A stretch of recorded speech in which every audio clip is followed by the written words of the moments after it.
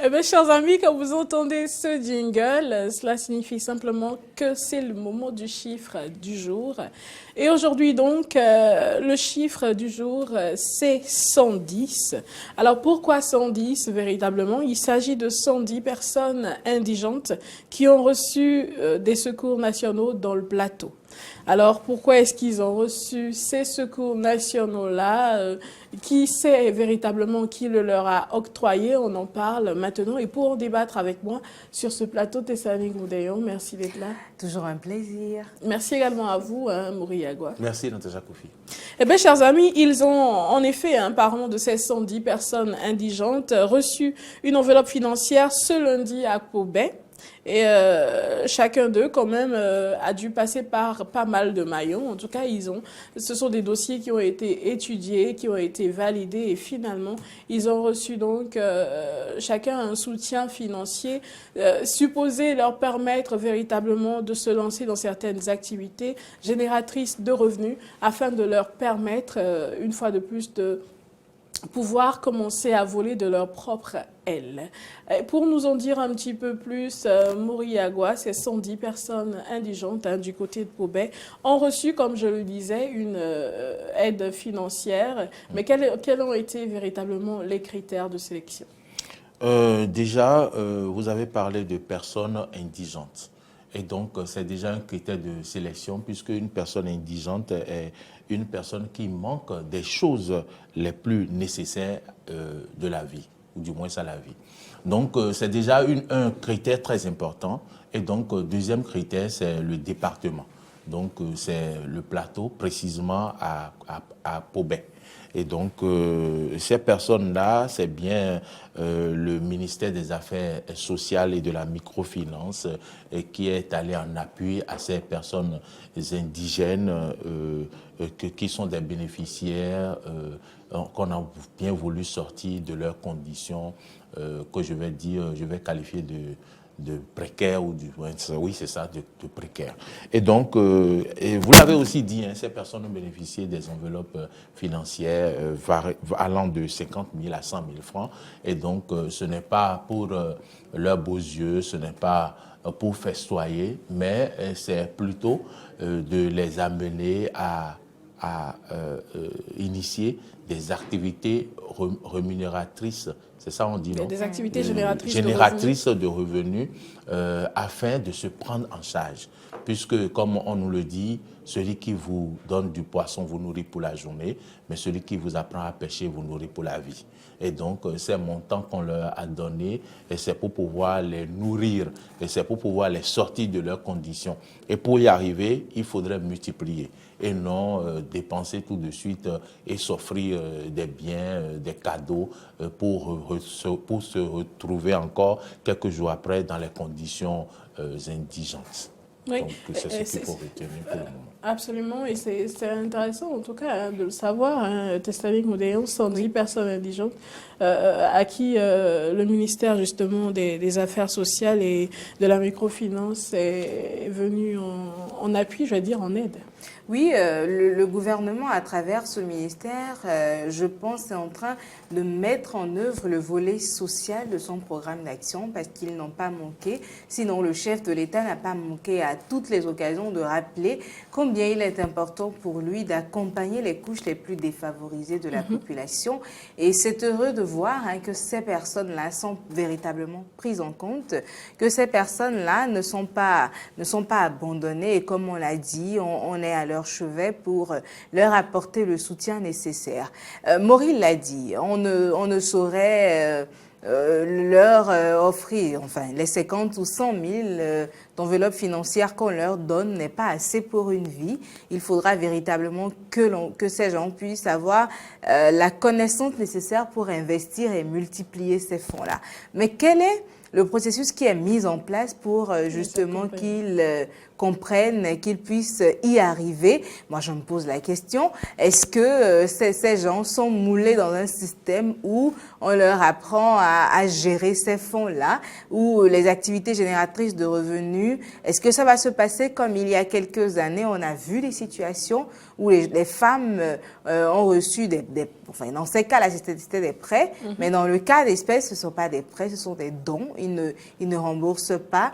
Ces fonds-là sont là et ils l'utilisent selon leur bon vouloir pour sortir de la précarité dans laquelle ils se retrouvent. Mais quel est le processus ou le système qui est mis en place pour leur permettre véritablement d'y arriver?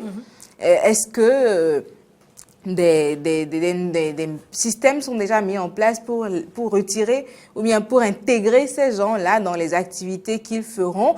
Il y a pas mal de questions autour de ce système. Le système est bien.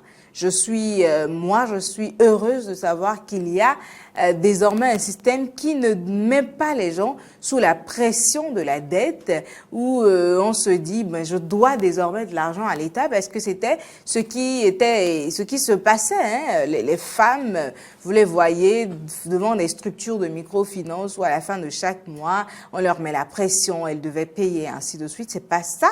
Et moi, je suis déjà contente qu'on ne soit plus dans ces conditions-là. Mais derrière, quel est le système qui est mis en place pour suivre véritablement ces fonds-là mis à disposition de ces personnes? Comment est-ce qu'elles le réinvestissent? Comment est-ce qu'elles gagnent de l'argent autour? Il y a pas mal d'interrogations pour moi autour de cette démarche-là qui représente déjà un bon début pour sortir ces personnes de la précarité dans laquelle elles se retrouvent. Et plus on le fera, mieux ce sera pour notre État, parce que mieux les citoyens se porteront, et on a besoin du social justement, même si ce n'est pas le social où un hélico est dans l'air et les billets coulent à feu, quoi, comme on lui dit. Mais c'est déjà une forme bien pensée de la chose, hein, que de se mettre au chevet de ces populations-là. Les indigents, ça passe aussi à la télé, au cas où. Oui,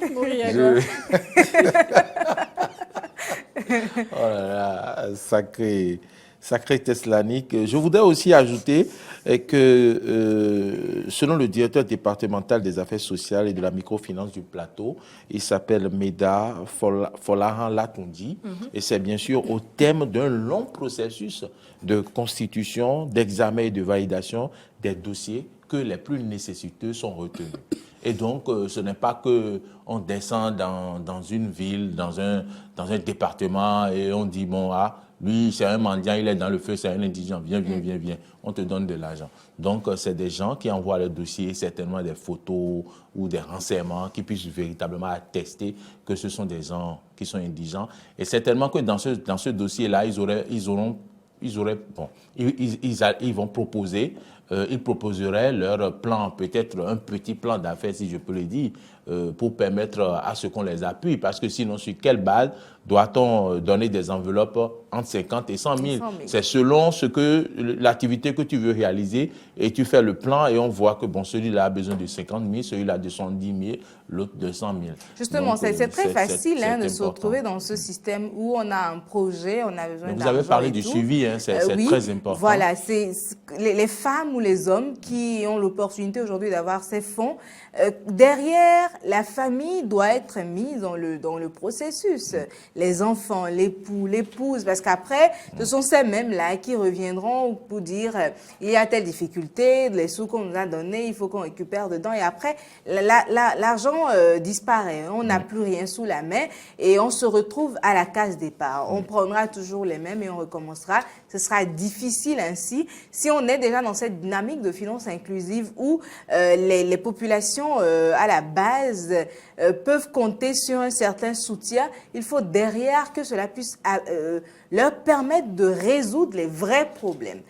Qu'on ne prenne pas les 100 000 francs pour aller payer la scolarité de l'enfant uniquement et se retrouver affamé, mais que les 100 000 puissent servir s'il faut aller acheter 10 mesures de gari au marché, revenir pour faire du gali devant sa maison et vendre rapidement pour à la fin de la journée de 1000 francs passer à 1200 francs, économiser 100 francs. Tout ça, c'est de l'éducation financière. Et au-delà de l'étude des dossiers et tout, je pense que les populations ont besoin de cela, qu'on les éduque à mieux gérer les finances. On en a tous besoin d'ailleurs.